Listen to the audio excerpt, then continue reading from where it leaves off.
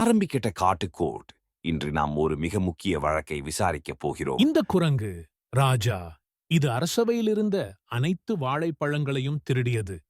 அது அது நான் உண்ணவில்லை. நான் வழியில் கிடந்த பழங்களை மட்டும் எடுத்தேன். அரசே, என் கிளையன் ஒரு பழவ தீஃப் இல்ல. இது வெறும் தவறான புரிதல்தான். நீங்கள் சொல்ல வருவது என்ன? அந்த வாழைப்பழங்கள் தரையில் இருந்தன.